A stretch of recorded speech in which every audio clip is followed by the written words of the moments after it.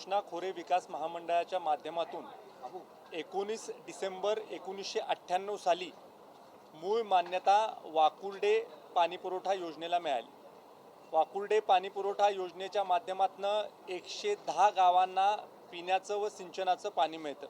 ही अत्यंत महत्त्वपूर्ण योजना आहे। ही योजना अनेक तालुक्यामधल्या शेतकऱ्यांसाठी वरदान ठरलेली आहे। ह्या योजनेसाठी पहिल्या टप्प्यामध्ये, दुसऱ्या टप्प्यामध्ये आणि तिसऱ्या टप्प्यामध्ये असे एकत्रित 3 टप्प्यांचा खर्च आपण जर का पकडला तर हा साधारण 1349 कोटी रुपयाचा खर्च हा सरकारने आत्तापर्यंत योजनेवर केलेला आहे। ही योजना चालू ठेवत असताना आमचे आदरणीय मुख्यमंत्री देवाभाऊ यांनी त्यांच्या मुख्यमंत्री पदाच्या पहिल्या कार्यकालामध्ये 81-19 धोरण हे राज्यामध्ये आणलं। या धोरणाच्या माध्यमातून 81% पैसे हे राज्य सरकार वीज बिलाचे भरणार आणि 19% पैसे हे शेतकऱ्यांनी भरायचे। पण 19% रक्कम देखील शेतकऱ्यासाठी मोठी रक्कम आहे आणि त्यामुळे ही 19% रक्कम शेतकऱ्याला भरायला लागू नये म्हणून वाकुर्डे उपसा जलसिंचन योजना ही सोलर फीडर खाली आणण्यासाठीची विनंती ही लक्षवेधीद्वारे आदरणीय मंत्री महोदय राधाकृष्ण विखे पाटील साहेबांना आम्ही केली। आदरणीय मंत्री महोदयांनी मला शब्द दिला की ही संबंध योजना ही सोलर खाली आपण आणू, सोलर फीडर खाली आपण आणू। पण सोलर फीडर खाली ही जर का योजना आणायची असेल तर साधारण 45 मेगावॉट इतका लोड तिथं आपल्याला निर्माण करावा लागेल आणि त्यामुळे 45 मेगावॉट जर का आपल्याला सोलरचा प्रकल्प करायचा असेल तर राज्यातला पहिला फ्लोटिंग सोलर प्रकल्प शासनाच्या योजनेप्रमाणे आपल्याला कसा तिथं करता येईल याच्यासाठीचा विचार हा शासन येणाऱ्या काळामध्ये करेल आणि राज्यामधला फ्लोटिंग सोलर प्रकल्प करून राज्याच्या महत्त्वपूर्ण योजनेच्या विजेची सगळी रिक्वायरमेंट ही सोलरद्वारे पूर्ण केली जाईल। अशा प्रकारचा हा महत्त्वाकांक्षी प्रकल्प निश्चित स्वरूपी येणाऱ्या काळामध्ये राज्यामध्ये होईल आणि खऱ्या अर्थानं असंख्य शेतकऱ्यांना मोठ्या प्रमाणावर या योजनेचा फायदा होईल।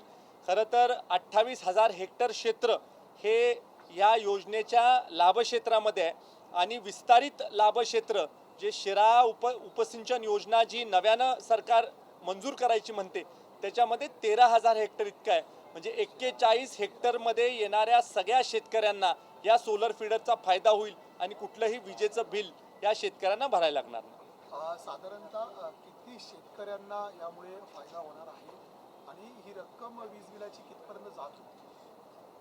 खरं तर हा आकडा आपल्याला व्यवस्थित घेऊन आपल्याला सांगावा लागेल कारण 41,000 हेक्टर याच्यामध्ये येणाऱ्या सगळ्या शेतकऱ्यांना याचा फायदा होणार आहे।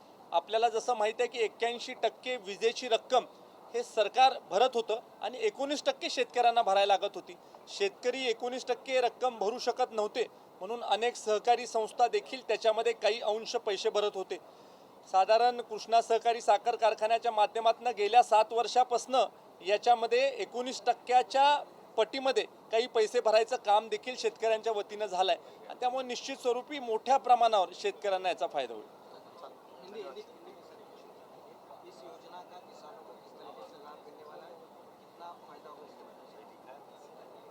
कृष्णा खोरे विकास महामंडल के से मतलब कृष्णा खोरे विकास महामंडल इस अख्तर में मंजूर ये योजना हुई थी 1998 साल को और इस योजना में बड़े पैमाने पे किसानों का फ़ायदा होने वाला है। इस योजना में 28,000 हेक्टर इतना उसका कमांड क्षेत्र है और हमारे लोकप्रिय मुख्यमंत्री देवाभाऊ इन्होंने अपने पहले कार्यकाल में 81-19 ये स्कीम मंजूर की थी। 81% पैसा ये राज्य सरकार भरेगी और 19% पैसा ये किसानों को भरना पड़ेगा।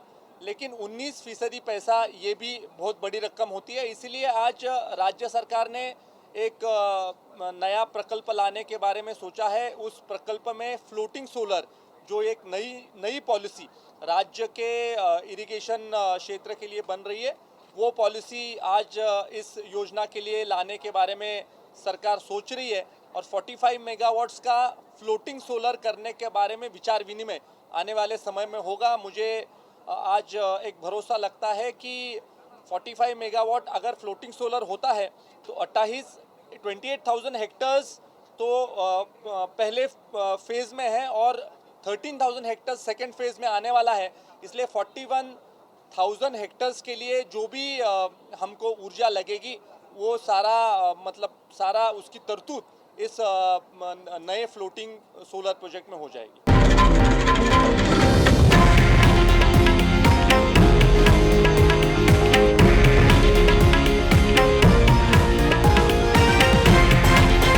हे आहे देशातील नंबर 1 न्यूज नेटवर्क आणि आपण पाहत आहात TV9 मराठी, एकमेव।